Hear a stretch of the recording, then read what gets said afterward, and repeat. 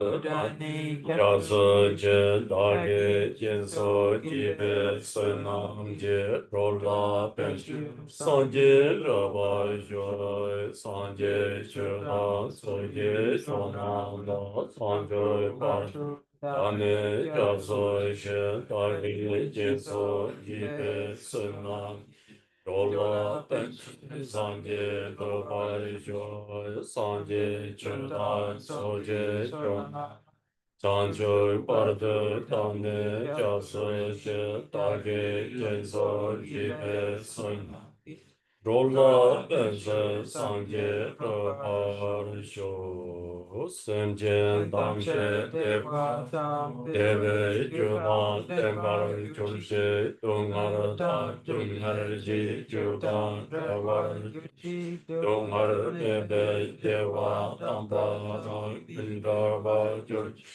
Yere Shadai Tandarva Tanya Shimbola Nebar Jorje Samjan Namshe Adam Deve Yudan Devar Jurje Dunharadan Dun Yudan Travar Jurje Dungar Mebe Deva Tamba Mendava Jurje Yere Shadai Tandarva Tanya Shimbola Nevar George Sanje Tamje Deva Devar George Dungar Han Dungar Ji Judan Kavar Dungar Mebe Deva Tamba Dan Negrava George Yere Chada Dandar Tonya Jembola Nevar George Orden Zave Lama Rinpoche Dage Jiva Peme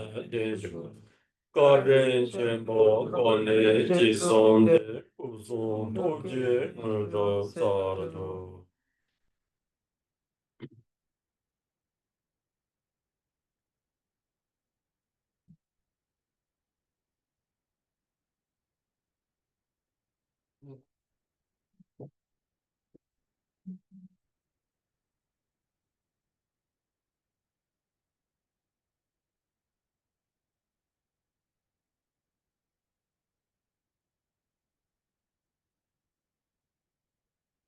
So come back and for the teaching of the 37, the practice of bodhisattva.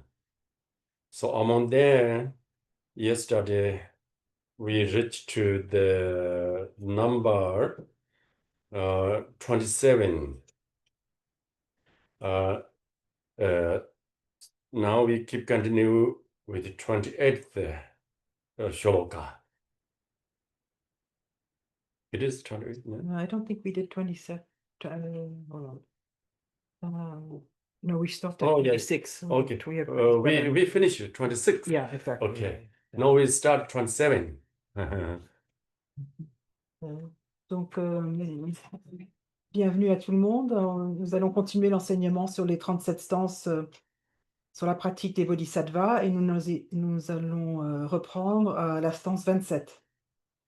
So in this teaching, the mostly we are learning about 6 paramitas in the bodhisattva's practice. First, generosity, and the second, moral discipline, and the third one, then passions, which is the 27th shloka. Donc, dans cette partie des pratiques, nous sommes en train d'aborder les 6 paramitas. Dans la pratique des bodhisattvas, nous avons vu la générosité, la conduite éthique et la stance 27 aborde la patience. So, in that shloka, geve lonchu dope jarsela noji tamche rinchin terdan song. Tesar kunla shende me paye zepa goma jarsela yin. L'enfant des vainqueurs qui veut être riche en vertu considère tout être malfaisant comme un précieux trésor. Cultiver la patience sans ressentiment pour quiconque, c'est agir en bodhisattva. So, being patient it's one of the very important thing to uh, in the spiritual part as well as the mundane, worldly situations. Without patience, we are often fall into the disturbing, disturbed mind, as well as that's uh, mm, not easy to achieve that what you want to achievements want you achieve. So therefore, the patience is necessary in both the spiritual part and worldly part. Patience is very neat. La patience, est extrêmement importante, autant sur le chemin spirituel, que en toute situation, mondaine, parce que sans la patience, notre, esprit va devenir, perturbé et nous aurons des difficultés à accomplir ce que nous souhaitons accomplir. Donc, la patience est nécessaire autant sur le chemin spirituel que, dans les situations mondaines. And the definition of the patience is mm, feel easy to every situations, difficult situations. When we face in difficult situations, trying to feel easy, be stable from oneself. Like that is the meaning of the patience. And the patience is not something like, inside you get anger or difficult frustrations, but outlooks just you trying to keep silence. Don't move. That's not patience, okay? Patience is something should to do within your mind. When you're facing difficult situations, when you're hearing dislike words, or maybe there's somebody said bad word towards you. Inside, you're trying to keep that's a peaceful. Inside, you trying to just that see these things. It's okay. Like I don't care much these words. Like, do you understand that? Just take easy. Things take easy. When that facing difficult situations, inwardly things take easy. Trying to feel easy. Okay, that's patience. Otherwise, if we facing little problems outside, then our mental reactions too much. Wow. Like with me. That is so difficult to me. That is so problematic to me. So we create a lot of the problems on that little conditions. Okay, that's not patience. Patience is like whether these conditions are so big or small, inwardly you're trying to feel easy, trying to uh, make them easy. Okay, whether this is difficult or whether this is problem, bad words, whatever may be, inwardly trying to make them easy. No, it's small. Okay, I hope you understand that meaning of the patience, real meaning of patience. La définition de la patience, c'est, se sentir, un peu à l'aise, feel easy, What? feel easy, ouais, être un peu à l'aise, avec vis-à-vis de différentes situations.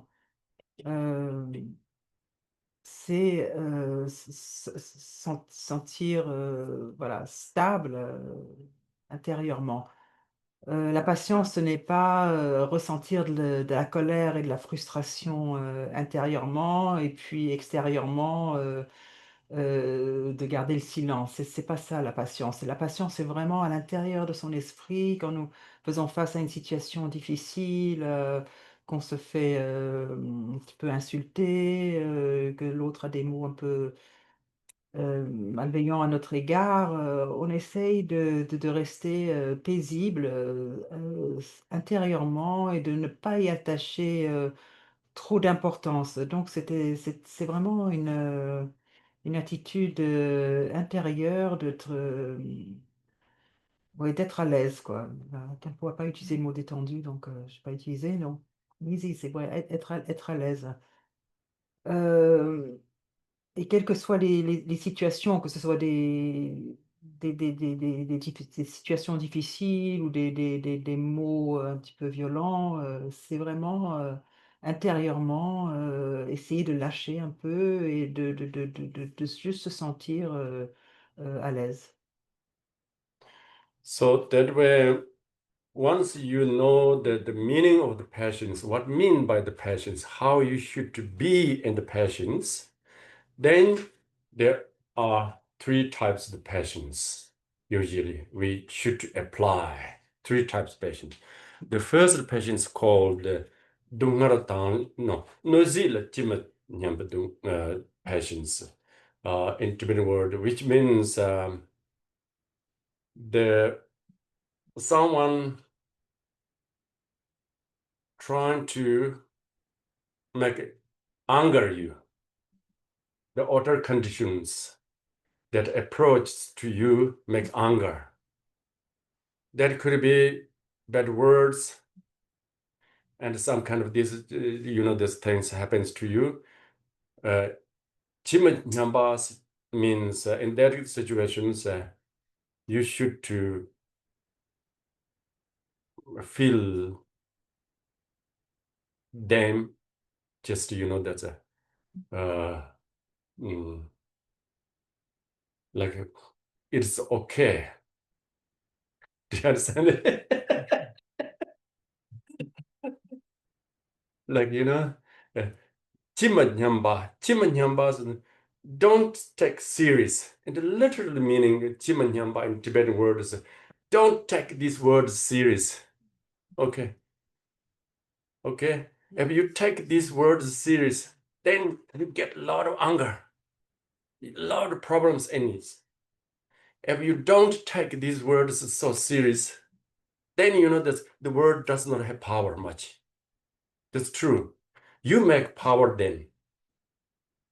If you don't take them serious, the words or this, these outer problems, not that much powerful to you, make it disturb in your mind. Okay. Another way to say, don't stand in as target of the bad words. Okay. Hope you understand these things. Okay. That is the first category of passions. Donc, il y a trois catégories de patience. La première, c'est par rapport aux conditions extérieures.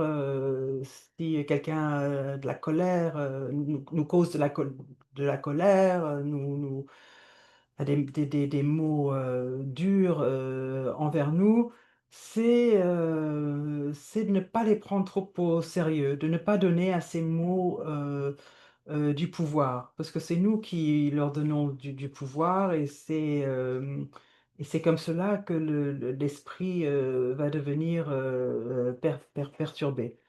Donc c'est vraiment de ne pas les prendre trop au sérieux et de ne pas être un peu la cible, euh, s'ériger en cible de ces mots difficiles ou durs. And in that case, I just using the example, the bad words. Besides the bad words, there are a lot of, the conditions can be make you anger. Others, bad behaviors, dislike things, that appears in front of you. All these things make it disturbing your mind. If you take them seriously, if you don't take them, don't so much pay attention to them, those conditions are less powerful to you, less make anger in your mind. So being patient, take them just easy. Don't take serious. Okay, that's the meaning of the first patience. we know that in that case, patience does not mean you get anger inwardly, but that's not express your physical and verbally. Somebody said that those people are so bad, behave so bad words to me. I'm so get anger, but I'm in the passions. Like, you are not already patient, so you are get anger. But you don't act. Oh, that is also good. Don't immediately react. That's you perform the same as they do. But that is also good. But best thing is trying to mind keep peaceful. Donc on a parlé des mots durs, mais on parle en fait de toutes les conditions extérieures qui peuvent susciter de la colère, un comportement, mauvais comportement, des situations qu'on n'aime pas. Voilà, il s'agit de ne pas y prêter trop d'attention, cela va rendre ces conditions-là, justement, ça va leur enlever de la puissance et on va avoir moins de colère dans l'esprit. Il s'agit, comme on l'a dit tout à l'heure, de ne pas les prendre trop au sérieux. Donc, une fois de plus, Khenpo répète que il ne s'agit pas d'avoir une apparence extérieure très calme et bouillonner à l'intérieur de colère. Certes, c'est bien de pas c'est bien dans un sens de ne pas répondre tout de suite comme ça à l'agression, mais encore mieux, c'est d'avoir un état d'esprit qui soit paisible. And then the second type of patience is Dunghana Talin Che Zeba in Tibetan word, which means acceptance. In that case, acceptance is when we trying to achieve something, both in the spiritual path, like practice Dharma, as well as worldly something should be a job should be done, like that's some kind of achievements. You are doing something, and that in that way there would be a lot of these difficulties and sometimes physically difficult, sometimes mentally difficult situations facing to you, sometimes emotionally also difficult face to us. In that moment the acceptance means this little difficult, little or more difficult whatsoever may be faced to us, trying to accept this. Don't get up, give up immediately. When you face a little bit difficulties on the way, immediately you say, "Oh, this is a big problem. I could not handle it." Then you give up. That is due to the lack of patience. Lack of patience, we do that. So instead of that, trying to accept little more or less these difficult things on the way to do. For instance, when you meditate, maybe somebody meditated when you hurt a little bit pain your leg in the back, immediately you give up. Okay, I cannot do that. Then tomorrow I don't do. Okay, then you never achieved what you want. Instead of a little bit, be patient. Another way to say, be stable.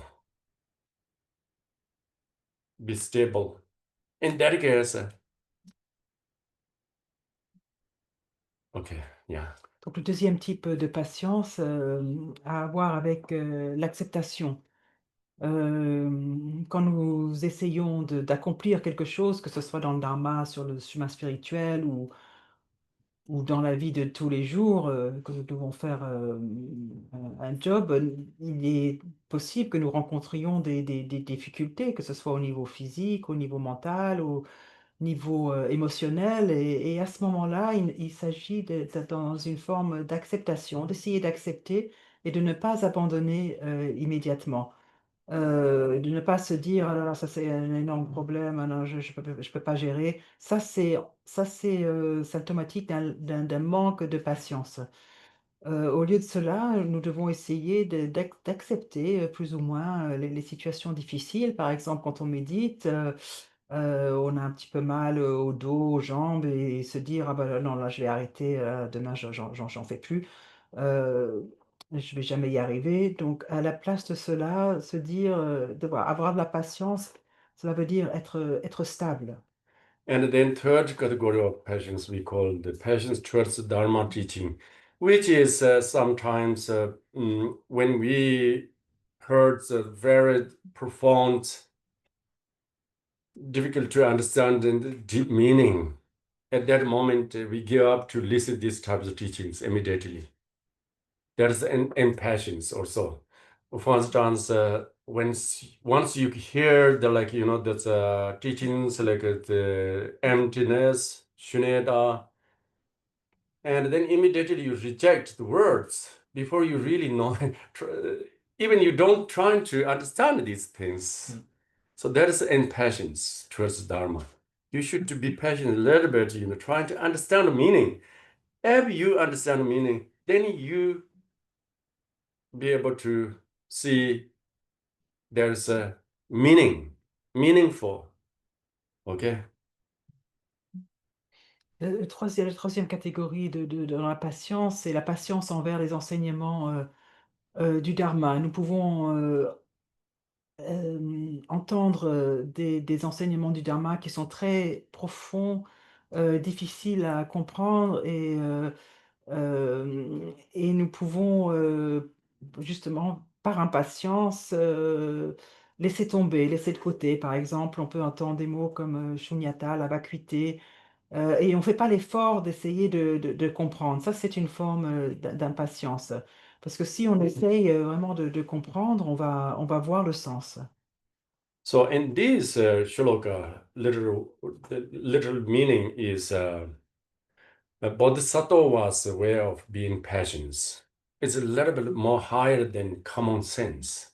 We see that each of paramitas are bodhisattvas way to practice paramita, like this, like there's a generosity, discipline, passions are a little bit unusual or maybe a little bit, the special for them where to practice, then, there's a common people's way to practice.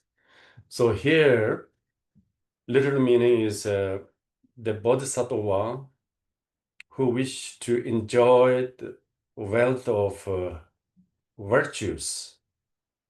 For them, that means bodhisattvas, their aim, their wish, their desire is practice Dharma, uh, accumulate merit, accumulate wisdom. That things are for them most important thing. Besides that, there's nothing much interesting for them. For those bodhisattvas, then even that negative, what we call the conditions, such as like someone to trying to harm them, someone to trying to uh, say bad words, all these things are not just that's a let it go, take them easy, but from the bodhisattva's point of view, these situations are the precious opportunity for them to practice patience. They're using these, these opportunities, the conditions. They're trying to practice on that spot, on that situation. Even they don't feel anger. They don't feel some kind of negative feeling about these things. But they immediately, this situation transformed great opportunity to increase the power of spiritual experience. Make these conditions good conditions for the enlightened quality, to develop enlightened quality. So,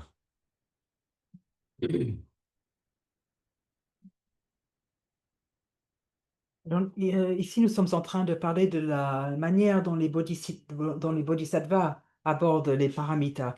Et c'est un petit peu différent de l'interprétation commune, du sens commun. Nous avons vu comment les bodhisattvas pratiquent la générosité, la conduite éthique, ici la patience. Donc c'est une façon vraiment non commune. Parce que le seul désir des bodhisattvas, c'est de pratiquer le dharma, d'accumuler du mérite, d'accumuler de la sagesse. C'est vraiment, il n'y a rien d'autre qui les intéresse. Alors, pour un bodhisattva qui fait face à des situations ici difficiles, de quelqu'un qui veut faire du mal, des mots malveillants, des actions malveillantes, c'est pas seulement d'être à l'aise. Pour le bodhisattva, c'est une opportunité extrêmement précieuse pour pratiquer euh, le, le dharma. Euh, donc, même s'ils ressentent pas de la colère, immédiatement, ils vont utiliser cette situation comme une opportunité pour accroître le pouvoir de leur expérience spirituelle, la portée de leur expérience spirituelle, et utiliser ces situations comme condition pour développer des qualités éveillées. so that way, for the bodhisattvas, even those harmful things becomes the opportunity to practice dharma. In any case, like that's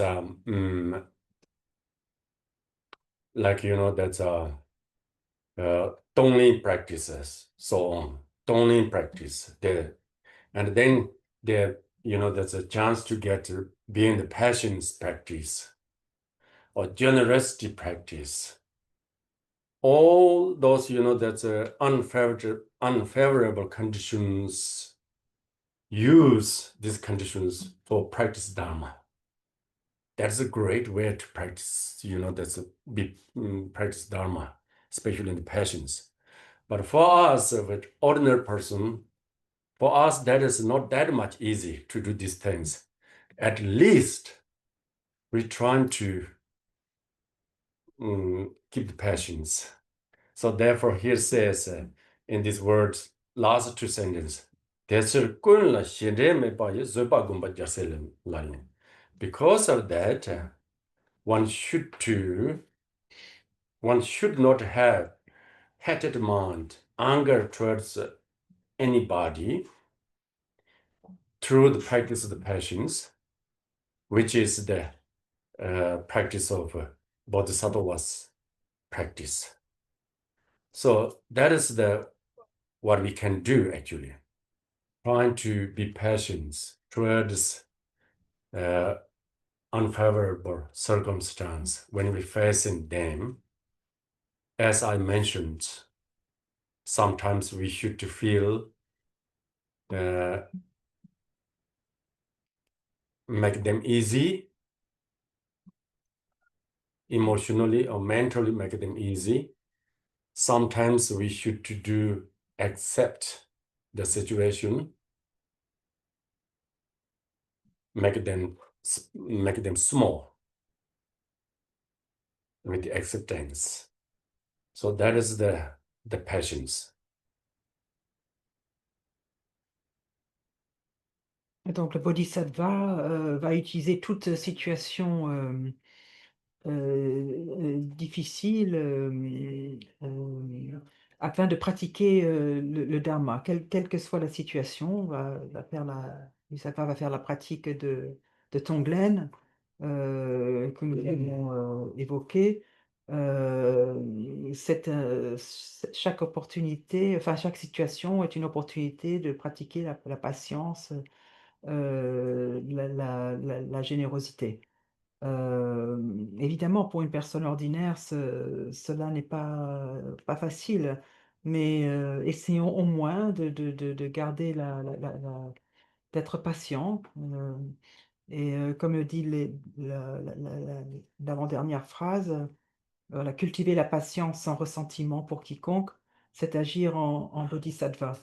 Donc, il s'agit de ne pas éprouver de la colère envers quelqu'un ou une situation et pratiquer la patience. Et cela est la pratique du bodhisattva. Donc, pour résumer, c'est être patient par rapport à des circonstances défavorables, dénouer un petit peu, être un petit peu plus à l'aise mentalement, émotionnellement, et être dans l'acceptation, ce qui rend les situations plus abordables. So then we come to the next shloka, shloka 28, which is talking about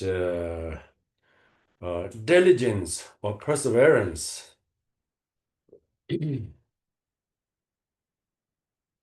Random bashik drupi nirang yang gola meshil dodan zun tonna brokin tunde yuntin junej zun ju zomba jaselalin.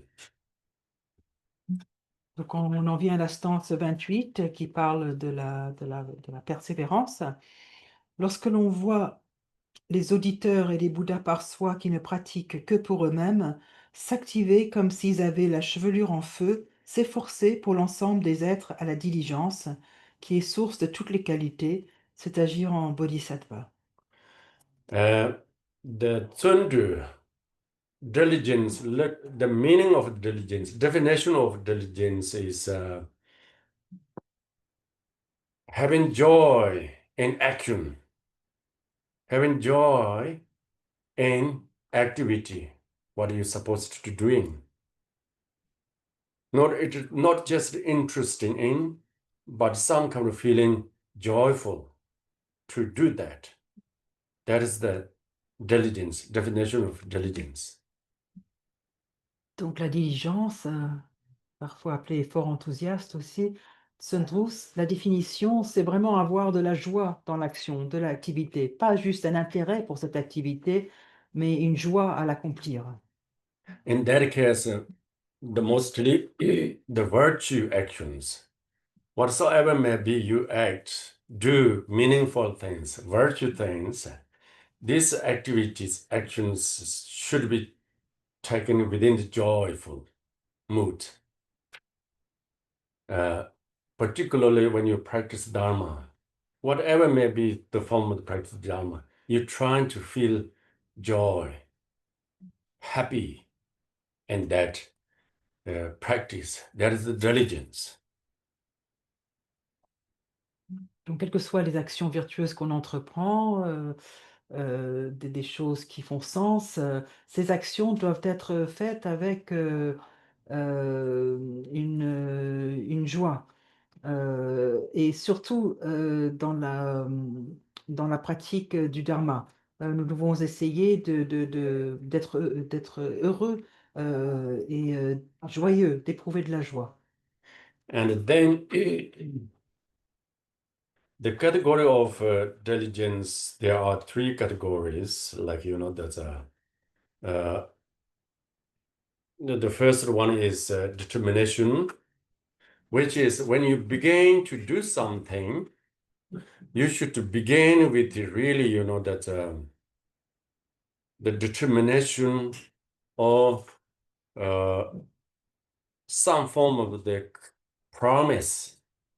Like, that you're supposed not to begin to do something feeling like maybe I will do or maybe I will not do these things. And that way you begin with that's action. Action may not be successful. Sooner or later you give up.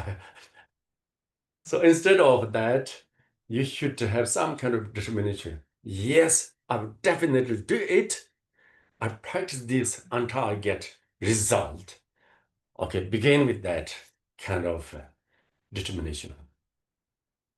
Alors, il y a trois catégories, comme à chaque fois, pour la diligence. La première, c'est la détermination.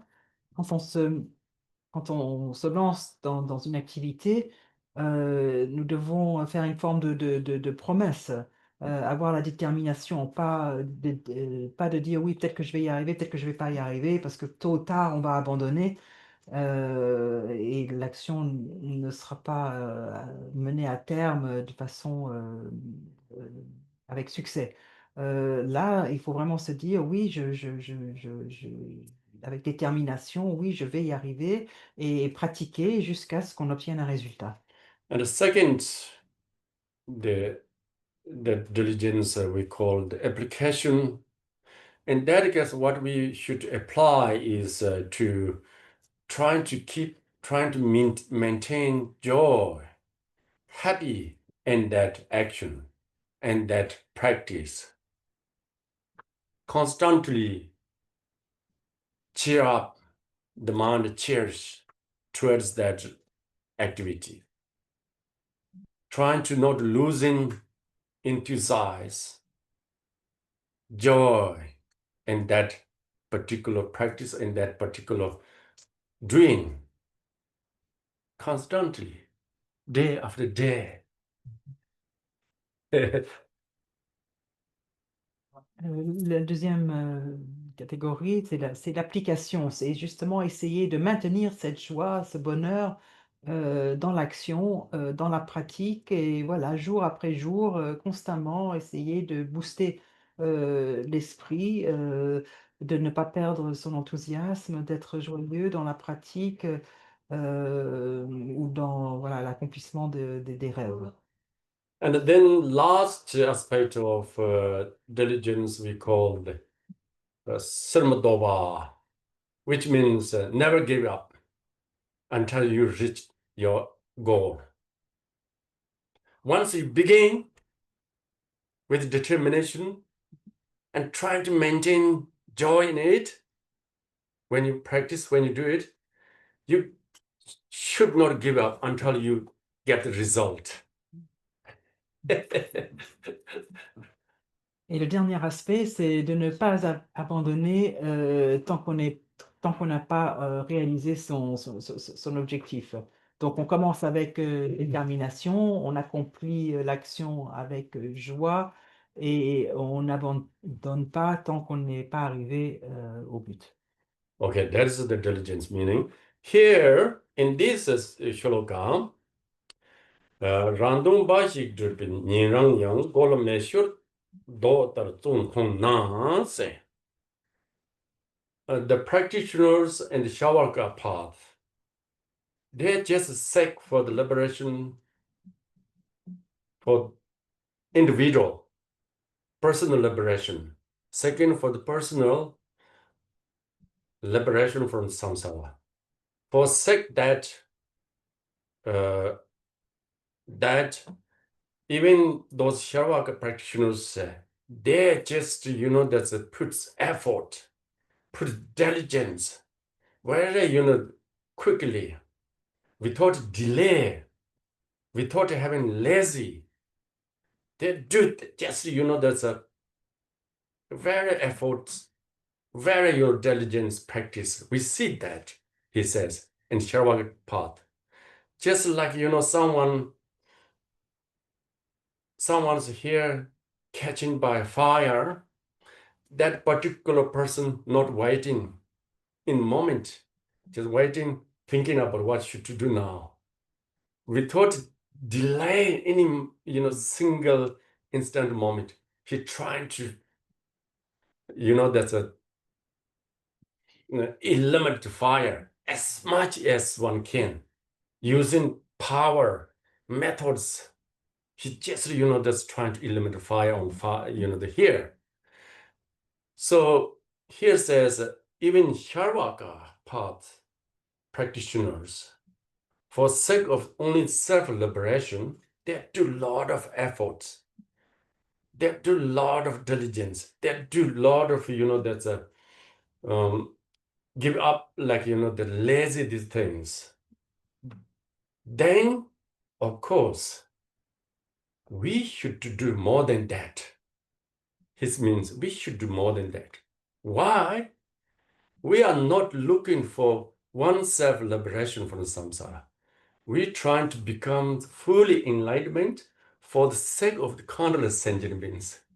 We are more responsible than, than they are just thinking one person, my liberation. We are thinking countless sentient beings, this liberation. So we are 100 times more responsible than Shavaka paths practitioners. We are means the bodhisattvas in that case.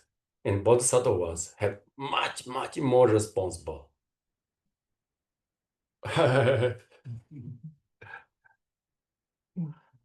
Donc ici est abordé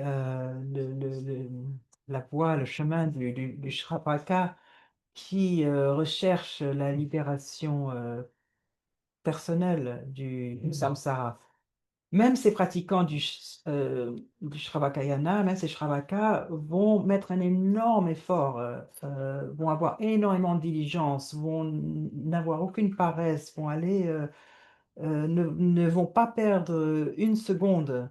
Il est dit ici qu'ils s'activent comme s'ils avaient la chevelure en feu. Donc, ils appliquent voilà, avec beaucoup de diligence les méthodes voilà, euh, pour la libération individuelle. Ils n'abandonnent jamais. Et en fait, nous devrions faire plus que ça. Et pourquoi cela? Parce que nous ne recherchons pas la libération individuelle, nous cherchons l'éveil pour le bien d'un nombre innombrable d'êtres sensibles. Donc, c'est un autre niveau de responsabilité. Et quand on parle de nous, on parle de la responsabilité ici des bodhisattvas. Ils sont 100 fois plus, quelquefois, quelque part, responsables que les Shravakas parce qu'ils pensent à la libération d'un nombre innombrable d'êtres sensibles. With this 28 sentence, 28 sentence that we're talking about diligence, there is just a little example, like, what here in the sentence says, just a little example. For example, easy way to, that's explain the example is, if someone is just a single, have no family, okay. If a single man work very hard for his own, like, that's a life to survive, okay. If somebody see, this means only just for him, he working so hard, every day go to job, and he work very hard for only his own, that's just a single man for his life. Then why I should to do more than that best? Because I have big family to feed. I have more 10 times responsible responsibility than this single minds. Like, the ideas like that, this, this Holocaust vocabulary. Sharvakas, for their own liberation, they put a lot of effort. That, that's work very hard for the practice. But then so what? We should do more than that. Because we have responsibility to entire sentient beings liberation. Something like that. Donc juste pour donner un peu un exemple, pour comprendre ce qu'il en est de la diligence, prenons quelqu'un de célibataire qui n'a pas de famille, quelqu'un qui travaille extrêmement dur, va à son travail tous les jours. Euh, pour gagner sa vie, euh, mais juste pour lui-même, hein. Et pourquoi nous devrions faire plus? Bah, parce que nous, on doit nourrir toute une famille, hein. Donc forcément, on a 10 fois plus de responsabilités. Voilà, c'est juste une métaphore, mais voilà, les Shravakas mettent énormément d'efforts pour obtenir leur propre libération. Euh, nous devons faire plus que ça parce que nous avons une responsabilité envers la libération de tous les êtres sensibles. Okay, now we move to the next sentence. 29th sentence. Xiane rabd dembe lantong nyumon number jorwa shise de zungmi yele yanda de ba ye samding gomba jase lani yin. Donc la stance 29, la vision profonde, parfaitement ancrée dans le calme mental, détruit toute émotion négative. S'appliquer à la concentration qui transcende les 4 états du sans-forme, c'est agir en bodhisattva. This shloka talking about meditative concentration, or what we call the samadhi in the Sanskrit words. Xiane. Okay. Donc ici, dans cette stance aborde la concentration méditative, samadhi en sanskrit, shiné. So the mm,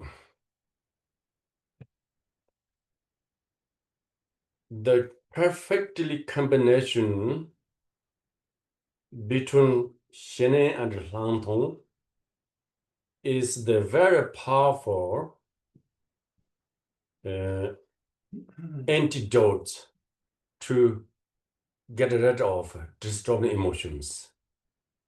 Rooted up, actually. Rooted up disturbing emotions completely. Rooted up by the power of combination Shene and Lantong.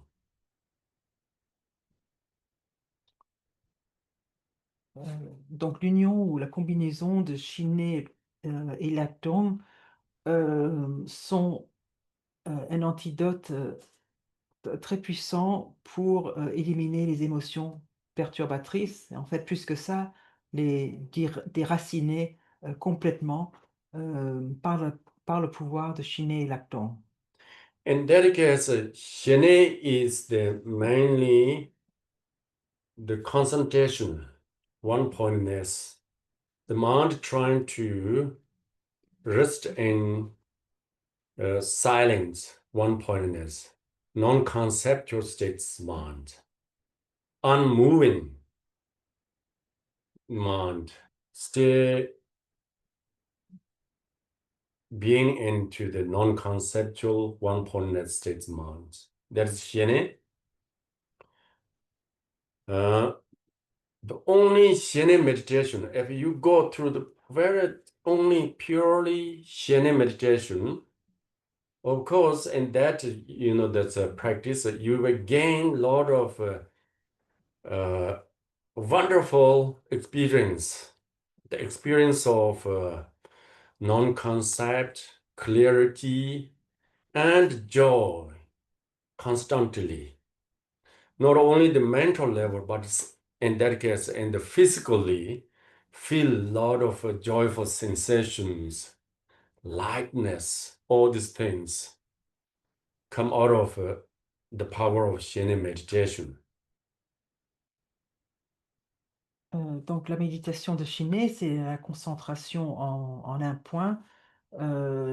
L'esprit demeure en silence, concentré sur un point, dans un état non conceptuel et stable. Mais évidemment, si on fait que la méditation de Shiné, nous allons avoir des expériences avoir un esprit non conceptuel, expérimenter la clarté, la joie au niveau mental, mais aussi au niveau physique, ressentir, avoir des sensations de plus grande légèreté et de joie. And also through the Shen meditation, the result will be like, the disturbing emotions make calm, like, inactive, mostly, not that much active form manifests due to the power of Shen meditation. It's make calm. That does not mean that eliminate disturbing emotions, or maybe not rooted up. Ego clinging is there. No matter your meditations profound, disturbing emotions are ready to manifest this. They are hidden. The power of Shen meditations, they are not give it chance to manifest this. And they are hide somewhere in the deep tendons.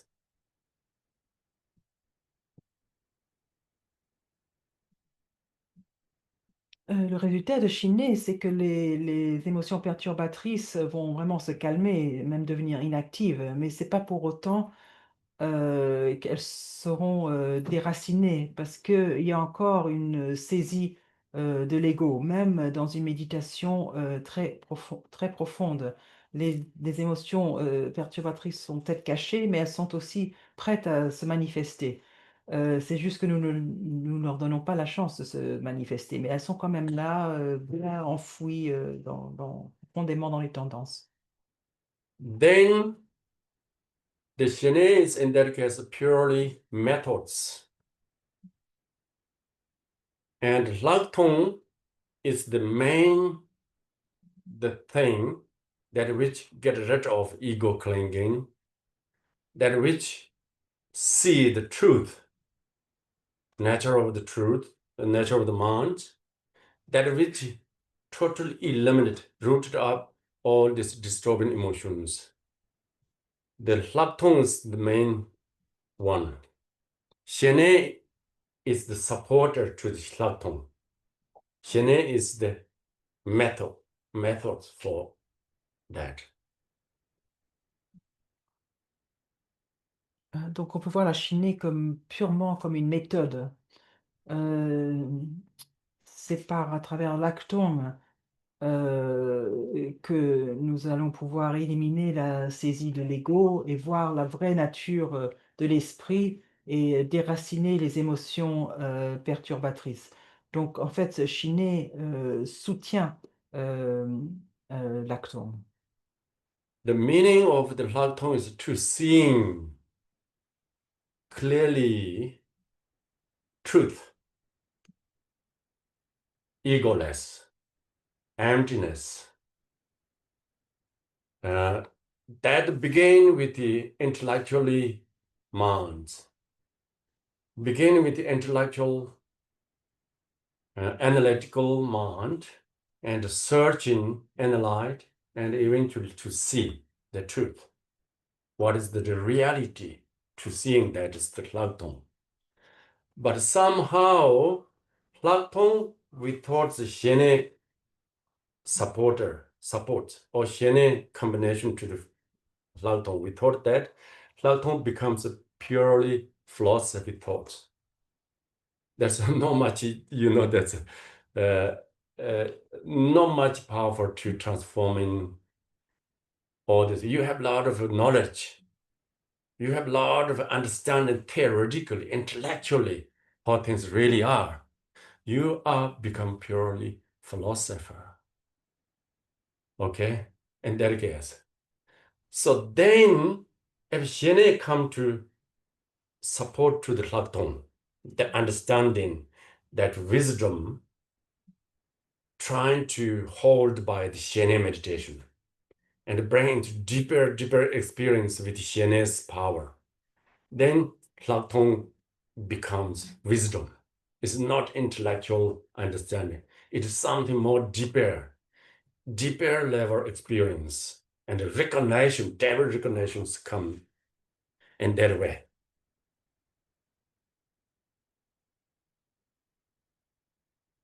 L'actong, c'est voir clairement la vérité, c'est l'absence d'ego, la vacuité.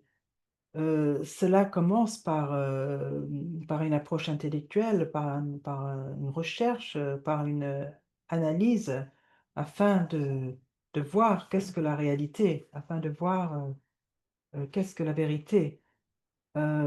Sans le soutien de Chiné, l'actung devient seulement, reste au niveau philosophique. Nous avons beaucoup de connaissances.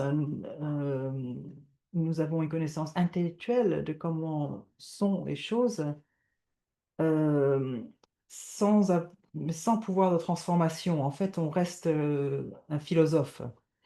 Avec le soutien de Chiné, euh, nous pourrons aller de plus en plus profondément et comprendre, avoir des expériences de plus en plus profondes grâce à Chiné. Et c'est là que l'actong devient sagesse. On aura une reconnaissance directe de direct recognition of the nature of mind. Yeah, yeah. On aura une reconnaissance directe de la nature de l'esprit par cette expérience profonde avec le soutien, le support de Chiné. So that way, this Laktong Hiene should work together.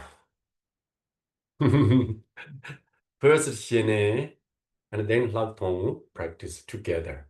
Or maybe some other case, there is Laktong first. For instance, in the institutes, Buddhist institute system, first learning is to intellectually develop Laktong. And then the meditation come with the understanding. And otherwise, first meditate, and then that's eventually analytical meditation come up in Laktong. There's two ways. By the way, these two things, Hiene and Laktong, should be integrate and practice inseparability natural. Eventually, that metaphor, the Hiene and Laktong is arrow and bow. Bow is as the Hiene. Hiene is the bow. Arrow is the Platon is arrow. Okay. If bow and arrow does not work together, do not work together, useless. Really. Bow is there, arrow is there, other sides. That's not useful. And these two things joined together and technically working together, then very perfectly can be worked. Bow support to the arrow. And arrow goes very straight way to the target, destroy the targets of ego by the arrow, not bow. But without bow, arrow had no power again. So Platon, seeing the truth, destroys ego clinging. But somehow, without Shene meditation, this Platon becomes again powerless.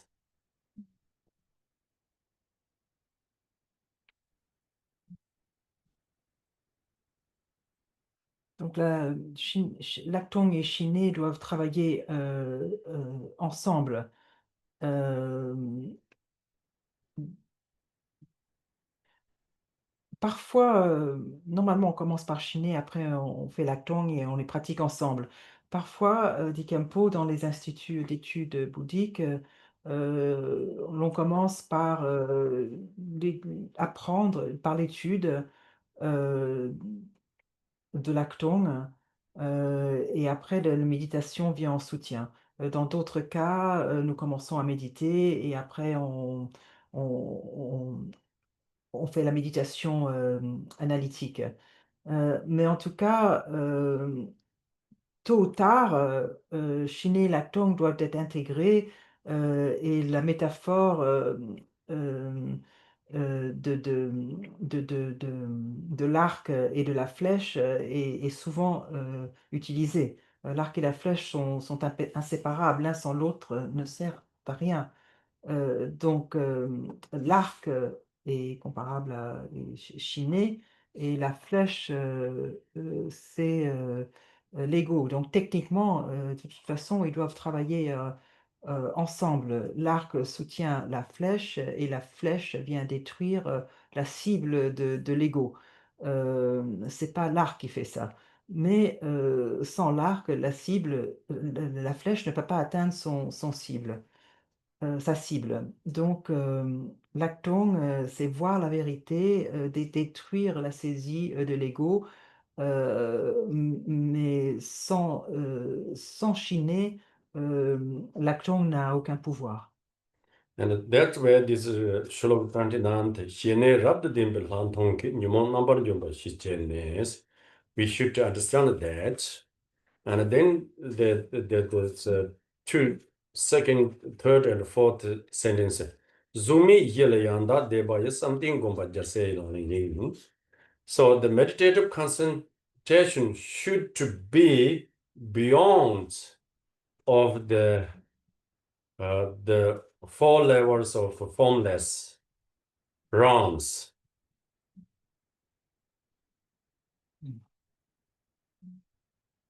Et donc, dans les deux derniers vers, s'appliquer à la concentration qui transcende les quatre états du sans-forme. Donc, la méditation doit aller au-delà des quatre états du sans-forme. The meditative concentration has a lot of levels, non-levels. Okay? And this formless meditative concentration, formless four realms of meditative concentration's highest one, meditative concentration, highest level. But somehow that formless realms, meditative concentrations are not really integrated with Lhaltong meditation. It is just purely high, deepest level of Shen meditation. So therefore here suggest meditative concentration should be beyond that formless experience of meditative concentrations. Means one should apply Lhaltong in that meditative concentration. Donc, il y a 9 niveaux de concentration méditative et la plus haute est justement la concentration méditative des 4 états du sans-forme. Mais même à ce niveau-là, la méditation, c'est un très très haut niveau de méditation de Shiné. Parce qu'à ce niveau-là, la méditation de l'acton n'est pas vraiment intégrée. Donc ici, le sens du vers, c'est aller au-delà, c'est vraiment, ça veut dire appliquer l'acton. So then we come to the next shloka, shloka 30. Shirab min parosingna ye zobusanjo tobaru minube tabdan dinjin korsum motobe shirab gumba jasela yin. Donc nous en sommes à l'instance shloka 30. Sans la connaissance supérieure, les 5 autres paramitas ne permettent pas d'atteindre l'éveil parfait. Méditer sur la connaissance libre des 3 concepts en l'associant aux moyens habiles, c'est agir en bodhisattva. So here is talking about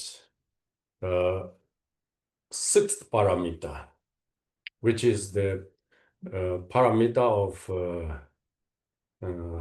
pranja paramita, or another way to say wisdom paramita or knowledge paramita. In that case, paramita, in that case, this shirap or wisdom or knowledge is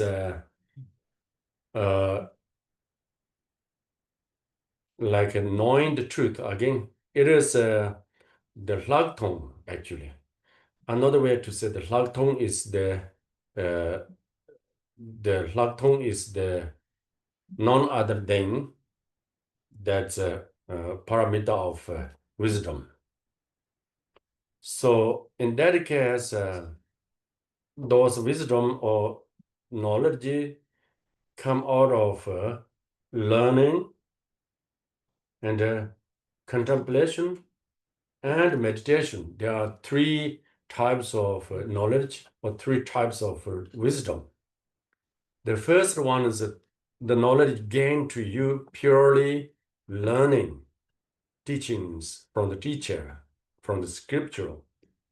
And the second knowledge is a more deeper, more subtle knowledge, that which come out of the contemplation, reflection, that what you have learned, what you have understand these things, contemplate reflect the mind again and again in the deep thought.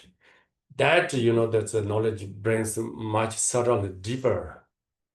And then final knowledges come out of meditation. And with this contemplation, you know things so clear, uh, uh, no doubts. You be able to have a lot of confidence that knowledge. But still, that is just knowledge in the form of a subtle level conceptual, intellectual. And eventually, one has to apply meditation, concentration with this knowledge.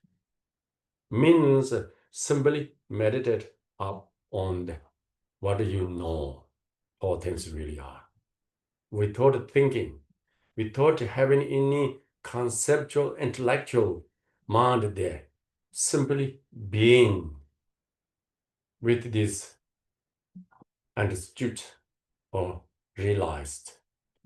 Be aware. Constant awareness is the need. So that is the meditation. So,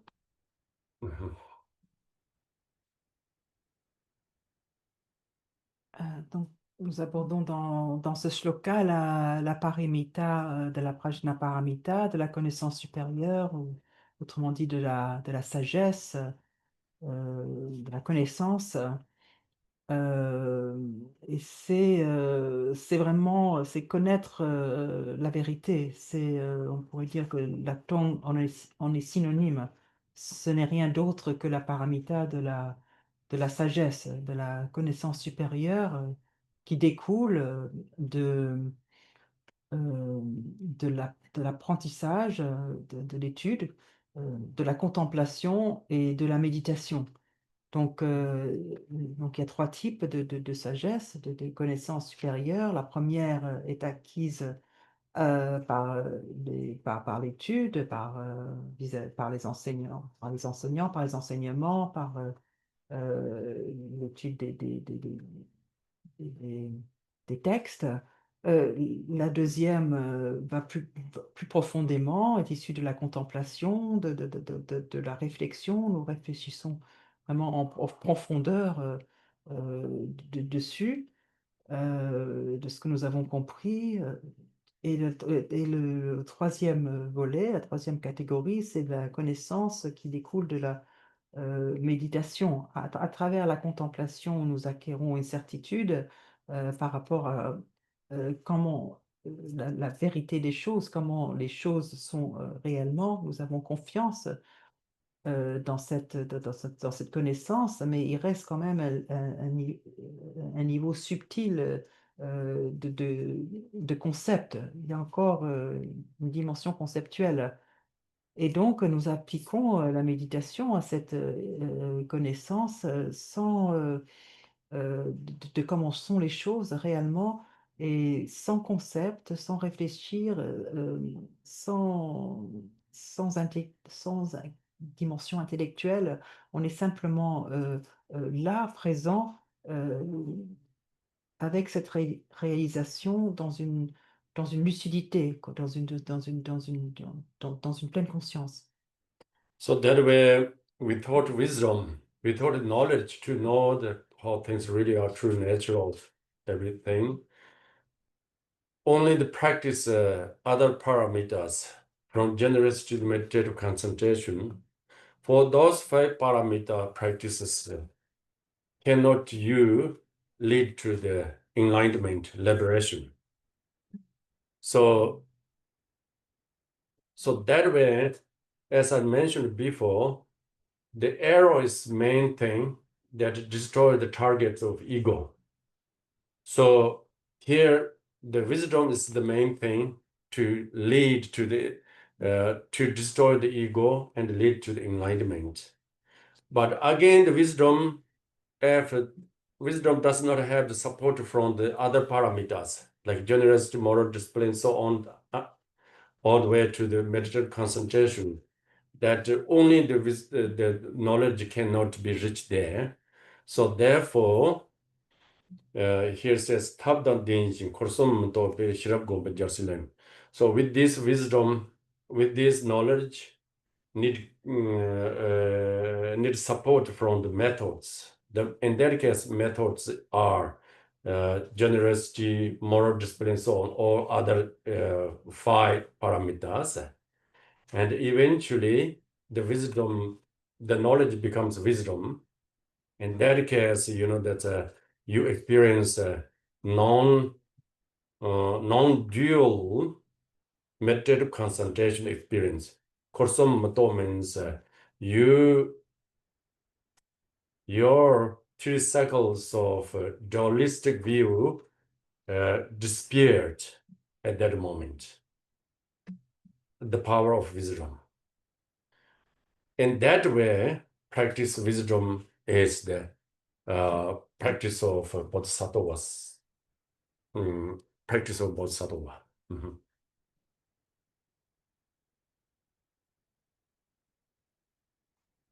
Donc sans cette sagesse, sans cette connaissance de comment sont les choses réellement, il n'est pas possible d'atteindre l'éveil, la libération. Il n'est pas possible d'atteindre l'éveil juste à travers les 5 autres paramètres que nous avons vus, générosité, patience, conduite éthique, etc. Parce que c'est la flèche qui est l'objet principal qui va détruire la cible de l'ego. Euh, et c'est la sagesse qui va détruire l'ego et nous mener à l'éveil. Néanmoins, cette sagesse, cette connaissance a besoin du soutien de tous les 5 autres paramita que nous avons vus. Ce sont des méthodes. Et pour acquérir cette sagesse, nous avons besoin de ces méthodes. Et tôt ou tard, à la fin, cette connaissance deviendra sagesse.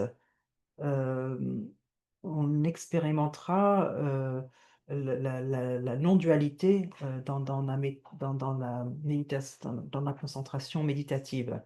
La vue duelle disparaît et c'est ainsi que la pratique de la sagesse et la pratique des bodhisattvas.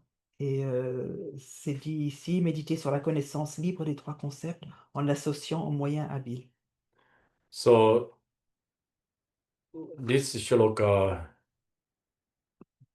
is talking about 6th parameter of wisdom, and all total together 6 parameters explained here.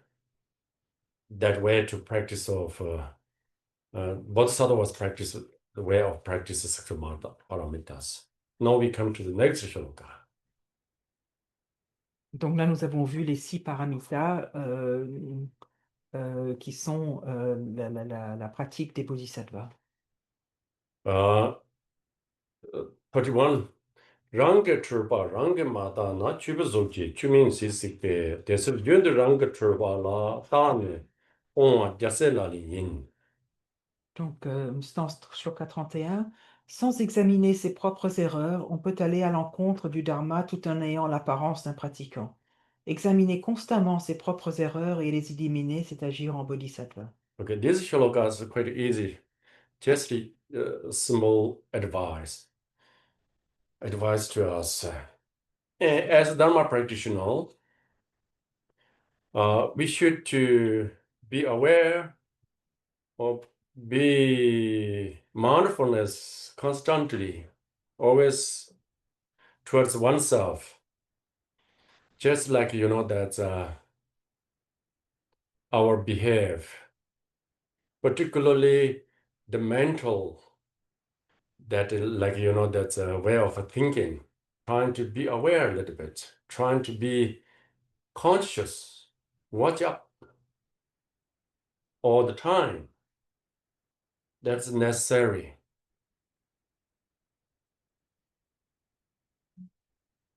Donc, ce shloka est une forme de conseil, c'est assez facile à comprendre.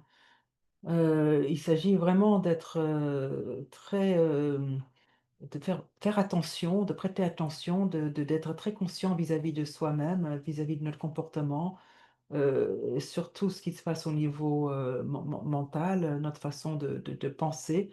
Voilà, en être conscient, être vigilant. Il est nécessaire de tout le temps regarder notre esprit. Why should to watch out to our physical behavior, verbal behavior, mental behavior is because we are just ordinary person, full of emotions, lot of this ordinary things are just we are ordinary person. So therefore, in many cases, there's possibility to doing mistakes. Even there's no mistake, but somehow possibility our life involved negativities, directly or indirectly. That's possible, very much possible. To engage into negativity conditions always with us. Always, the conditions is always present near to us, always. And we don't protect ourselves from these conditions, we are easily to engage into the negativity actions, either physically or verbally or mentally. There's possibility to fall into that actions. So therefore, trying to watch out again and again, trying to be aware, consciousness. My body, okay, usually body is okay. Mostly we do good. We don't act mostly, negative things. Trying to keep in discipline. Everybody trying to be good person and physically. That's okay. And verbally, sometimes we lose into the bad words. If we are not, that's be the watchful. If we are not much, that's be careful. The verbal is time to time, that's speaking bad words, bad things about others, harmful words can be engaged. The mostly mental things are so sometimes we should really think about, that's this is a habit tendency to the ordinary person. The minds mostly, some kind of having bad thoughts towards oneself, towards others, always due to the attachment, due to the anger, or due to the jealous, due to the ignorance. Mind often engage to some kind of negative thoughts. That is, we should really be careful. If we start to see, okay, my mind is a little bit engaged into negative thoughts, suddenly change, run away. This is dirty, poison. I don't want to touch that. Come back to think something else. Better things. I mean, it's some positive things. So therefore, we should to watchful and be aware. Otherwise, unknowingly, always in the negative actions, unknowingly, unconsciously thinking something bad things, more thinking about bad things, more hurts in our mind, more talking about bad words, that much, that people see you are a bad person. So, yeah, it is really good, sometimes necessary.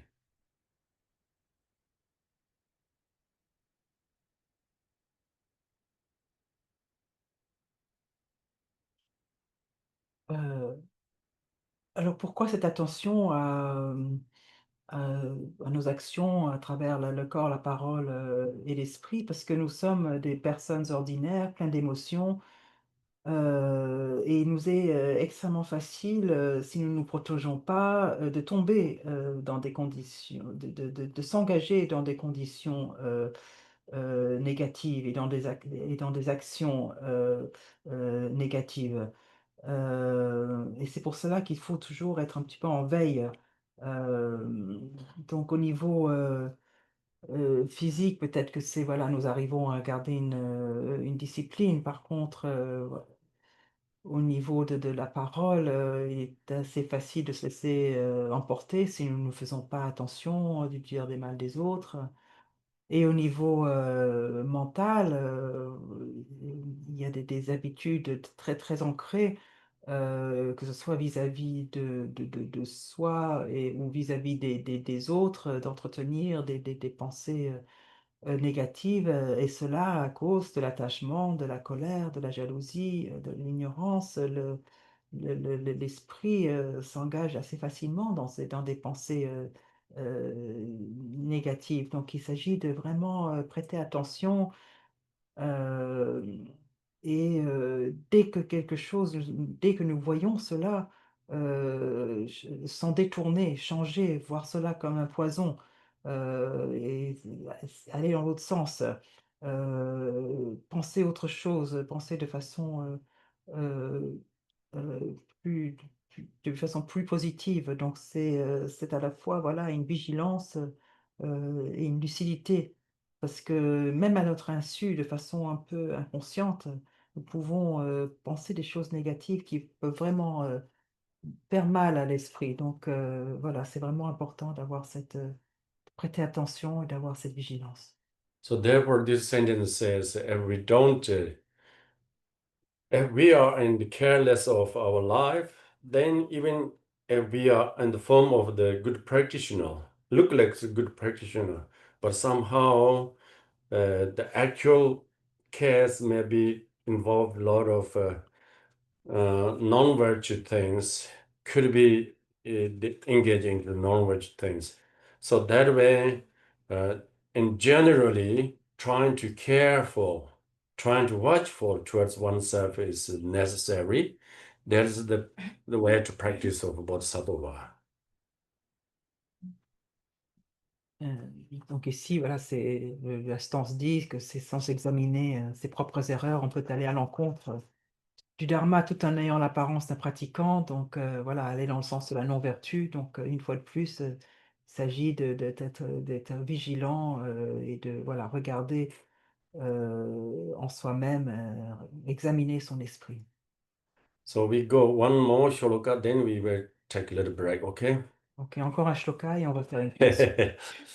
The shloka 32. Nyumon wange jarse yenda ki nipa lena dani nyamjurwe tik pa chele shupakanza tu nipa mana jarse lali yin. Donc, stance 32, critiquer les autres bodhisattvas sous l'emprise des émotions négatives, c'est se dégrader soi-même. Ne pas mentionner les fautes de ceux qui suivent le grand véhicule, c'est agir en bodhisattva. This is the more or less due to the uh,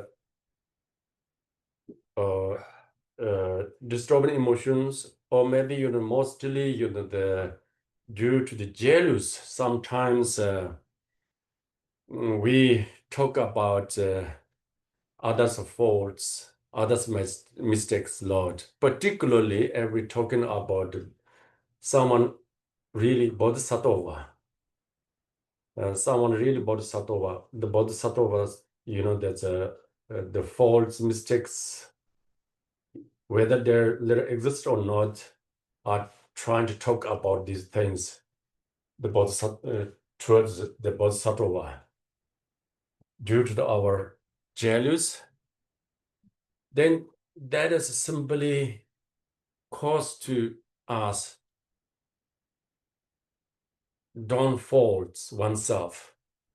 It is something like that cause to us mm, mm, something like, that does not make us better. That does make us more worse, more, how to say, the more worse downfalls. Nyam is self, nyamba is deteriorate or self decline, like, that's a fall down, downfall.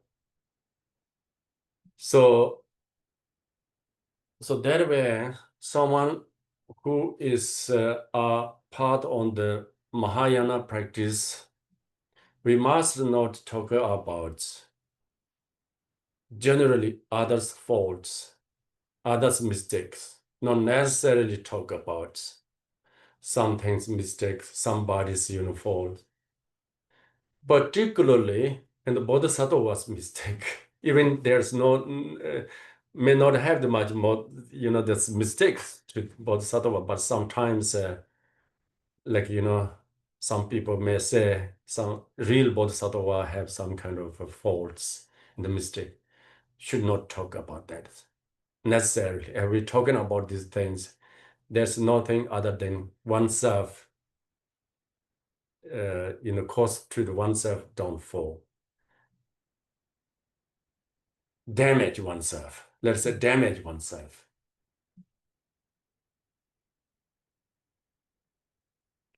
Alors, à cause d'émotions perturbatrices, peut surgir la jalousie qui nous mène à parler des fautes des autres, et notamment de fautes perçues des bodhisattvas, que ces fautes existent ou qui n'existent pas. Mais à cause de la jalousie, on va les évoquer. Et en fait, cela ne fait que nous causer, nous endommager. Khenpo essayer de traduire le terme là, qui est traduit par dégradé. Il y a l'idée de chute, d'endommagement. Donc, il est expliqué ici que, voilà, nous ne devons pas, surtout dans la pratique voilà, du Mahayana, ne pas parler des fautes, des erreurs des autres, et d'autant plus des fautes de bodhisattva, qu'elles soient réelles ou pas, parce que cela est cause d'endommagement et de chute. Okay, we break here 15 minutes. 15 minutes de pause. Juste, ça c'est difficile à entendre parce que par exemple en cas d'abus sexuel, maintenant on parle, alors qu'avant on parlait pas. What did she say? She said that's very difficult to hear because, for example, now if there's a case, for example, with sexual abuse, before we never talked about that, but now we are. So Necessary things they should talk. Necessary things. Sometimes unnecessary things, just, due to, the sexual abuse should talk. Talking is not due to your disturbing emotions. Here, the point is due to your disturbing emotions, mainly for your jealous. Talking about trying to, point out others' fault is not good. non, il dit que c'est important de parler, mais là, dans ce cas spécifique d'abus sexuel, on n'est pas en train de parler mené par des émotions perturbatrices. Ça ne vient pas de là, quoi. C'est pas porté par une émotion perturbatrice. Là, ce qui est plutôt évoqué, c'est la jalousie qui nous amène à dire du mal. Faut bien préciser, quoi. Ouais. In this sentence, clearly here mentioned, Nyumongwang, due to your own disturbing emotions, particularly your jealous. Ouais, là, Because of that, you are searching others' faults, talking about point out fault. It is not necessary. ouais, In bien other dit. case, maybe due to your, like, that's a good motivation for the sake of the benefit of others. Talk about some particular person's mistakes, that's a wrongdoing, it's good. Your motivation is good, yeah? Ouais, là, il est vraiment précisé sous l'emprise des émotions négatives. Là, ce qu'évoque Isabelle, c'est différent. Ça part d'une bonne motivation et de faire le bienfait d'autrui. On parle il est important, il est bon de parler en ces termes d'un acte très négatif. Okay, 15 minutes break. I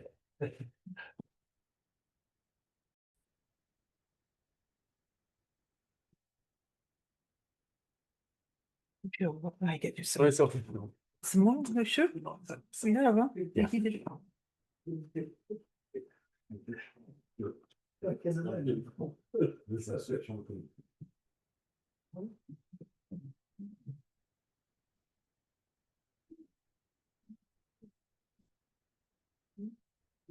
Okay, so we come to the next shloka, shloka 33.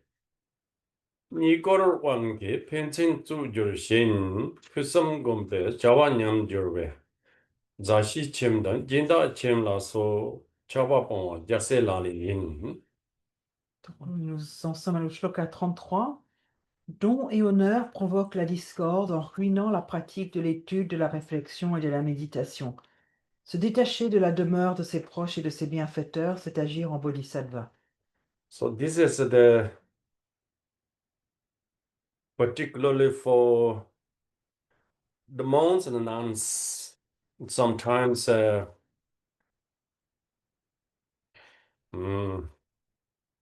there's involved too much in the sponsors, like that's a home, Jinda's home. And that's a living in the friend's home, and then talking too much, all this that's meaningful or non-meaningful things. So because of that, those practitioners practice may decline, may not that's increase. So therefore, to give up, to reduce, to involve that kind of that's a society of just like that's a place where your practice not increase, more decline or decrease. This shloka is not that much for us. Ce shloka a plutôt à voir avec la communauté monastique, les moines et les moniales, et c'est par rapport à relation au Jinda, à leurs sponsors, aux gens qui les soutiennent. Parfois, ils vivent dans voilà, ils vont dans une maison des amis où ils y restent, ils peuvent voilà, avoir des conversations qui ont du sens ou pas de sens. En fait, c'est surtout que leur pratique peut décliner. Et là, voilà, ça ne s'applique pas tellement à nous, mais c'est plutôt par rapport à des endroits dans la société où voilà, la pratique est plus est enclin à décroître. And then next shloka, 34th. 쯤에책에 인생 특별신 열세지 죄반 염주에 대스를 인지 이드 몸에 직접 봉 자세라린. Donc, shloka 34, les mots blessants perturbent les esprits et dénaturent la conduite de l'enfant des vainqueurs. Renoncer aux paroles désagréables, c'est agir en bodhisattva. Again, this is easy to understand. Usually we don't use much, that's harsh words to others. And we do often, spoken the harsh words that makes others hurt and dislike. Because of that, we are against to the bodhisattva's behave, bodhisattva's conduct. So therefore, one should to give up at least, the reduce the harsh words, using harsh words to the others. Ça, c'est assez facile à comprendre. Bon, normalement, nous n'utilisons pas trop de mots blessants, mais en fait, si nous utilisons des mots blessants, ça fait mal à l'autre et à soi, et ça va à l'encontre de la conduite du bodhisattva. Donc, nous devons les abandonner, ou au moins essayer de les réduire. And then next Hyologa 35. Nyumon komna nimbu doka we, jinshi jiru nimbu tsungzo ne, chakso nyumon tangbo jema ta burjum seba jase lali yin. Shloka 35. Comme il est difficile de remédier aux émotions dont on a pris l'habitude, saisir l'arme de l'antidote avec attention et vigilance pour détruire l'attachement et les autres poisons dès qu'ils surgissent. C'est agir en bodhisattva. This shloka is talking about in order to get rid of disturbing emotions in our mind, in our life,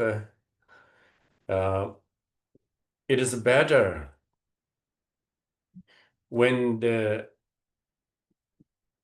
is better trying to eliminate when disturbing emotions starts in your mind. The start point is easy to eliminate or overcome the start point. Another way to say applied antidotes when the disturbing emotions starts manifesting in your mind, then you know that we'll be able to overcome disturbing emotions. Otherwise, disturbing emotions somehow too much habits in the mind, like anger is too much habits, long time hold anger in the mind, or hatred mind, long period of time holds.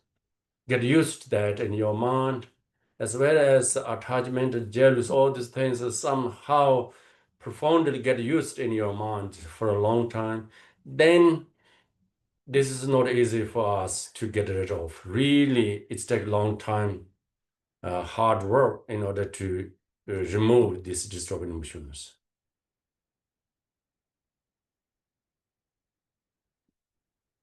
Ici, c'est comment voilà, éliminer les émotions perturbatrices dans notre vie.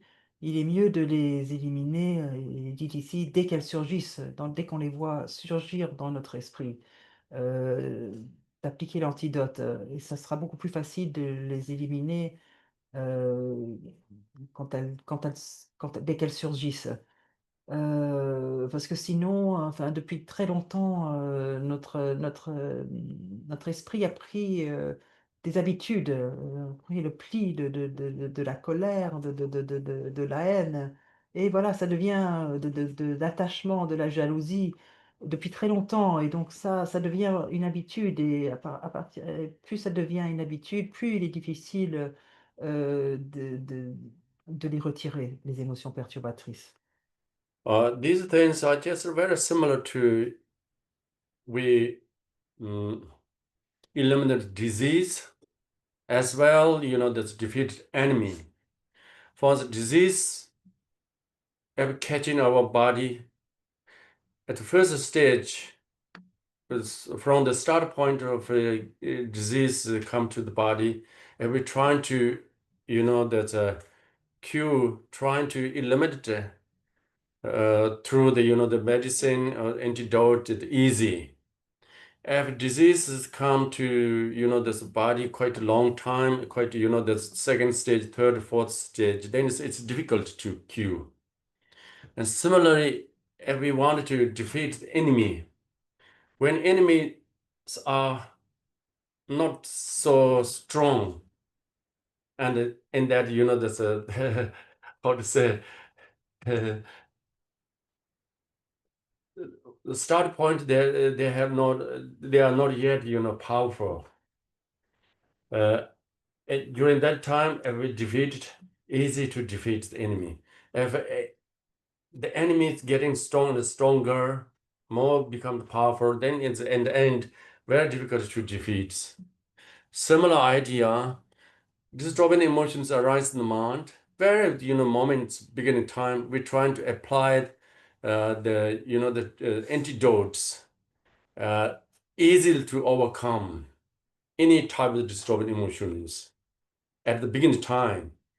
If our mind used to be in disturbing emotions, too much used or too much, having the tendency, disturbing emotion mind, then we're trying to apply it, this antidotes, but antidote is still working, but it's take time. It take time with a lot of effort. So here the suggest us very beginning of when disturbing emotions arise in mind, be aware of that. Be there's trying to at that moment trying to overcome. Don't hold in the mind disturbing emotions longer time, and don't let disturbing emotions live in the mind longer time. It says this maybe within the 1 hour, trying to reach the antidote within the 1 hour. Maybe you get anger. Okay, anger, maybe jealous. Within the 1 hour, trying to apply the antidote, trying to change.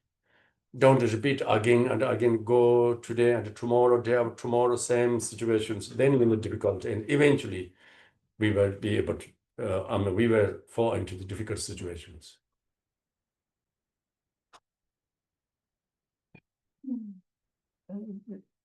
Donc c'est très similaire à, par exemple, quand on veut éliminer, guérir une maladie. Il est plus facile de guérir si on s'y prend vraiment au premier stade, de se soigner là, plutôt que d'attendre le deuxième, troisième ou quatrième stade. Ce sera plus difficile de guérir. Il en est de même pour vaincre un ennemi. Au début, l'ennemi n'est peut-être pas très fort, il sera plus facile à vaincre. À mesure qu'il gagne en force, la victoire sera beaucoup plus difficile. Il en est de même pour les émotions perturbatrices. Si nous appliquons l'antidote dès que nous les voyons, elles seront plus, beaucoup plus faciles à dépasser. Parce que si notre esprit s'habitue en fait et accentue une tendance, ça sera plus difficile d'appliquer l'antidote. Il faudra beaucoup plus d'efforts. Donc c'est pour ça qu'il est dit que dès qu'une émotion perturbatrice apparaît, en prendre conscience, y faire attention et essayer de le dépasser et ne pas les laisser vivre, s'installer dans l'esprit. En fait, nous devrions, voilà, dans l'espace d'une heure, appliquer l'antidote, que ce soit à la colère, à la jalousie, voilà, et essayer de dépasser, de changer, parce que sinon, ça va s'installer demain, après-demain, la situation va devenir, nous allons tomber dans des situations qui seront beaucoup plus difficiles. In this sentence here, use some different examples like Tenshiji Nimbu Chorzone. It is the Tenshiji is the mindfulness, and the awareness is compared to the person, gods who hold the weapons to protect you from enemy of disturbing emotions. So therefore, this the person, the God is compared to the mindfulness and awareness. So if you have the mindfulness, awareness generally trying to, care for mindfulness, maintain your mind, then it is like, you are protected by the gods from the enemy. So similar idea, the mindfulness awareness protects you from the disturbing emotions entering your mind.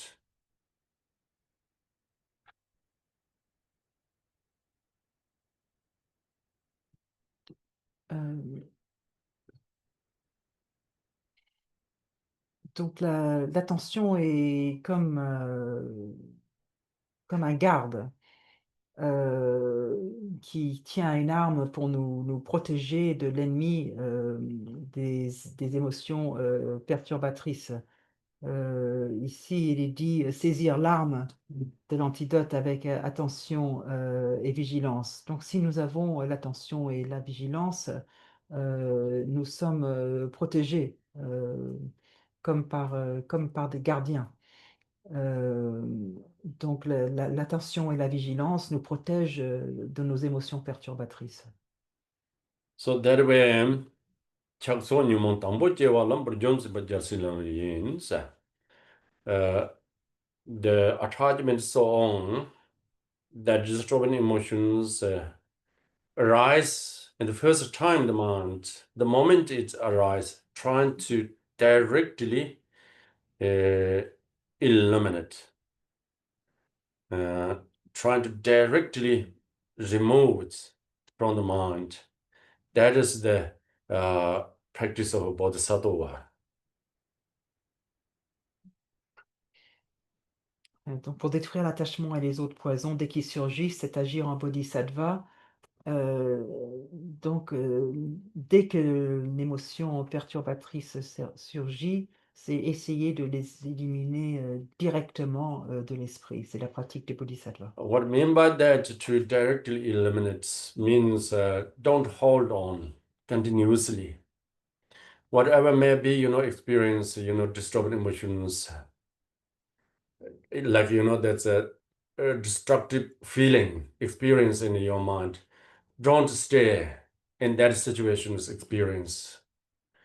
Trying to come out, trying to drop this feeling and the thoughts immediately, as soon as possible. If you remain with this feeling experience, it getting more deeper and deeper, more becomes stable in the mind.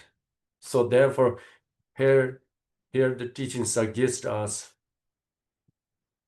at the very first moment trying to overcome to the problems of mind. That is easy to us. If we miss to overcome the first moment and the second and the third, then eventually it's very difficult to overcome. That's true.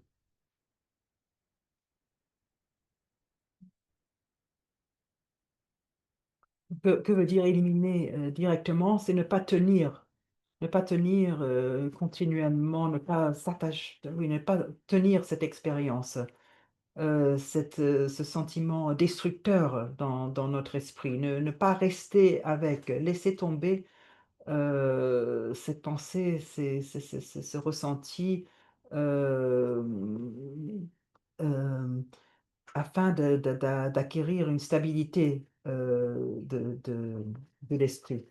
Parce que si nous essayons pas de dépasser cette émotion perturbatrice lorsqu'elle surgit, il sera beaucoup plus difficile si on les laisse s'installer plus longtemps. So the next Hyologa 36, Dorna Kand, Julam Chisi Chang, Rangasem, Negap Chindashi, Jun de Train, and Shijin Dembai, Yendon Rabajaselali Yin Sa. Alors, sens 36, en bref, où que ce soit et en toute activité, accomplir le bien des autres avec une attention et une vigilance constante, en restant conscient de l'état de son esprit, c'est agir en bodhisattva. In short, whatever maybe we do in the daily basis, as we are practitioner, in the daily situations, always trying to mindfulness, trying to having mindfulness, awareness, or maybe, watchfulness towards one's own mind, whether minds are in the positive thought or not, whether mind is involved in negative thought or not. If we see the positive thoughts in the mind, we rejoice with that, trying to increase more and more, go deeper of positive, good thoughts, love, compassion, so on. And if we see sometimes, that's falling out into the negative thoughts, negative emotions, and immediately trying to remove that in the mind in any way, and generally trying to keep in that mindfulness, carefulness towards oneself, at the same time with this one should to do benefit for the others as much as we can. It's like, that's yeah.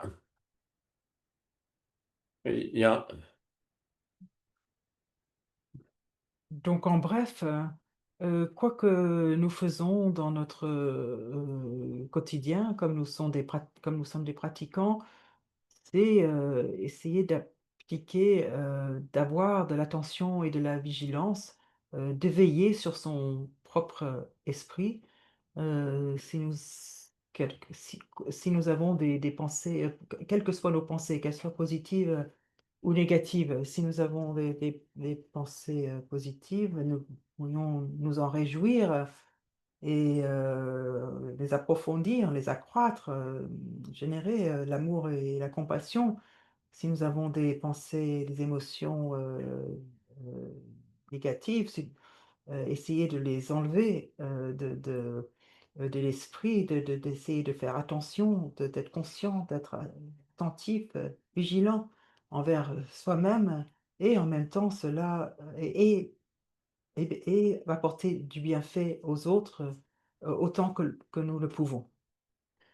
It is always good to us as practitioner, and generally the practice is not only the and the cushion sitting on the cushion, but somehow in the generally in the daily basis situations, trying to some kind of watchfulness, carefulness, or mindfulness always maintain as much as it is possible. That is the very great and profound way of practice. Really, in that way, if we maintain practice, really good.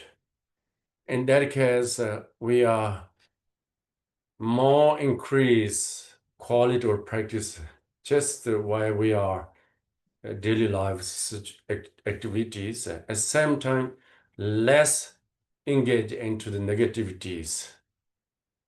So therefore, just that's a while we are talking, eating, sitting, walking, working, having some kind of mindfulness, carefulness, and watchfulness towards one's own situation. And of course, if there are a lot of positive things in your mind, in your situation, let it more, more increase, more developed. Rejoice with that. And you see some kind of negatives maybe start to involve in your life, immediately remove, come out of that situation. Yeah, that is the whole life you are in the practice. Without a question.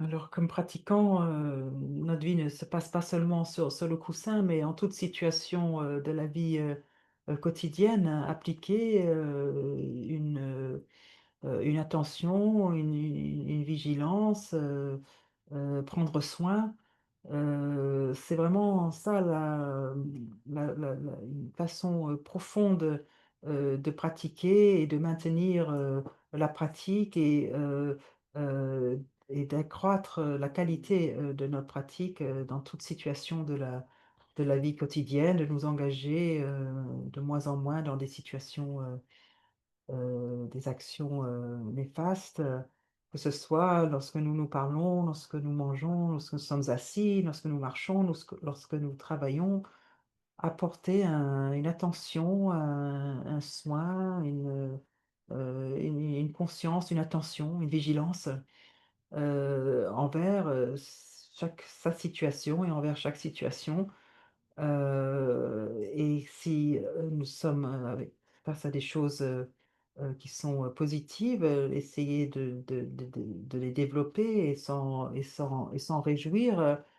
Et si ce sont des choses négatives, essayer vraiment de s'en sortir le plus vite possible, et presque immédiatement. Et ainsi, en fait, notre vie est une pratique sans le coussin. So last shloka 27th. 대다를 준비해주고 개와 남 하행로 동화를 서비스 코르솜 넘버로 답시럽지 장중호와 자세라리 예민. Donc, stance 37, la dernière, dédiée à l'éveil, les mérites acquis en persévérant dans ces pratiques pour dissiper la souffrance de l'infinité des êtres, tout en préservant l'état de sagesse libre des concepts, de sujet, d'objet et d'action, c'est agir en bodhisattva. And generally, whatever maybe we do, practice positive things, and that's a dharma practice. At the end, it is important to us to share the merits to all sentient beings, to dedicate the result or merit to the sentient beings. Just it is your virtue, that's a merit mentally to share to the sentient beings. May it becomes beneficial, source of beneficial to everyone. This, that's a dedication is very important. And particularly in this particular case, the author of this teaching, Murchu, told me he would like to share whatsoever goodness, merit come out of this teaching. He dedicated the teaching that the merits goes for the cause to eliminate sufferings of sentient beings. So that is his dedication.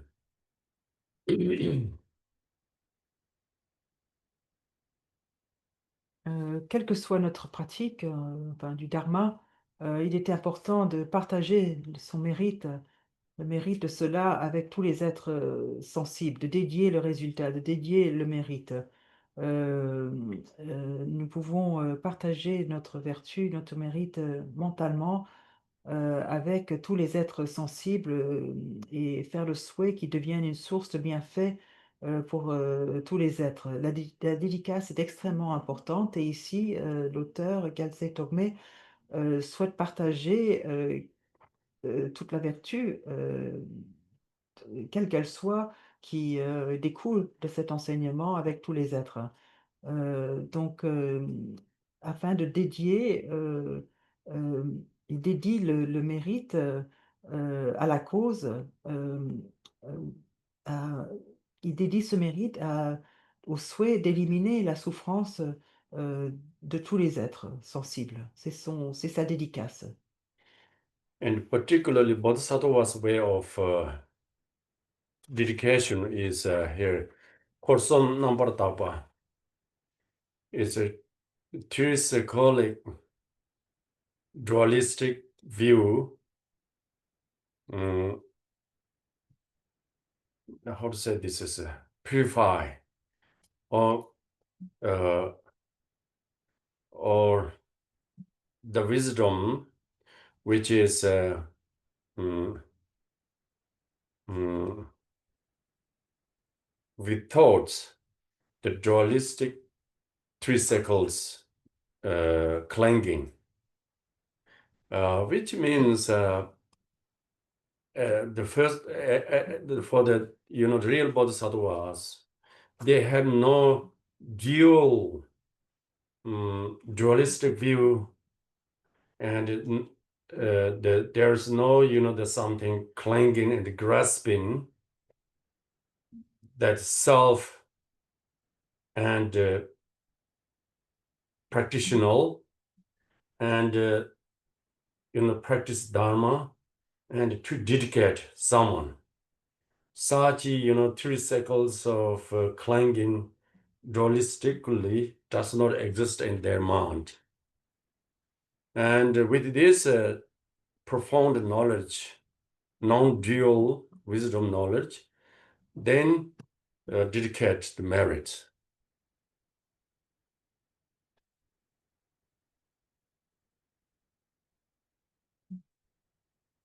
Et, et la façon de dédier d'un bodhisattva, qui est expliqué dans les 2 derniers vers, tout en préservant l'état de sagesse des concepts, de sujet, d'objet, d'action, c'est agir en bodhisattva. C'est-à-dire que cette sagesse ne saisit pas les 3 cercles de sujet, objet, action, parce qu'un bodhisattva n'a pas une vision dualiste, il n'y a pas quelque chose qui saisit quelque chose. Donc les cercles de la saisie dualiste n'existent pas dans l'esprit. Un bodhisattva est dans la connaissance, la sagesse non duelle. Et c'est avec cela qu'ils dédient le mérite. So with this teaching, basically what it says is that at the beginning time, when we begin practice, we should have good motivation, always trying to apply the good intention. The motivation intention for benefit for all sentient beings. Always trying to having good intention. Begin with the practice. And the middle, during the practice, there are a lot of teachings where of bodhisattva's practice. And at the end, dedication is important. That 3 circles we need always. Begin with a good motivation and concentrate during the practice. And at the end, dedication. That's how Mahayana Buddhist practitioners do.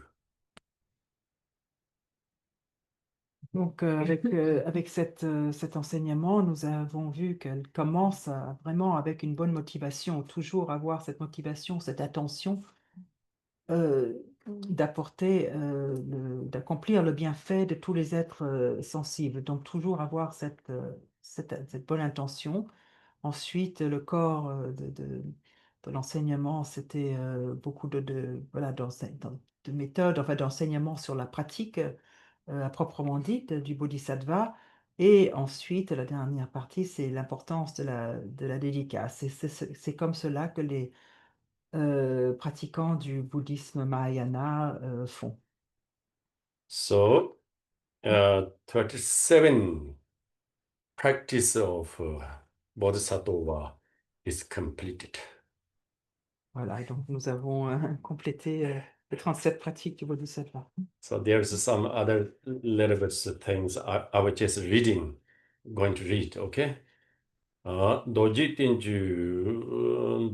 띵주 남le 송베 도 담바 남제 송지 진랑 저세 남제 라렌스 저세 랑라 롬도 된도 그 로드신 미진 장바 총 스케반지 데브저 마치 장 논나 담베 송나 띵베 저세 라닌 추미 사월 셈 원장 열세 줘봐 랍치남 로미 단드 띵보가 셔 가다 만들라서 가다 만들라서 니베조 담바남 제반제데스 델레 중에 게벤 로와군 된담군조 산초 셈초 세다 시베 탈람네 지네즈 곤테단 소미쇼 지반데네 랑인 르펜베 동데 랑데 파나와 쭌바 토미지 우추 린친 잡고도 잡아오.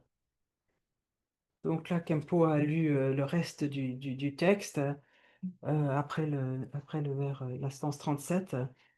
En suivant les instructions orales des saints, j'ai arrangé les enseignements des sutras, des tantras et des shastras sous la forme de ces 37 stances sur la pratique des bodhisattvas, destinées à qui veut s'entraîner sur la voie des enfants des vainqueurs.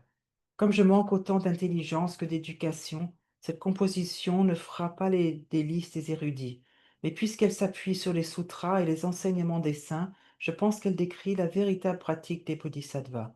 Toutefois, comme les puissantes activités des bodhisattvas sont insondables par les sceaux de mon espèce, j'implore l'indulgence de saints pour mes contradictions, incohérences et autres erreurs.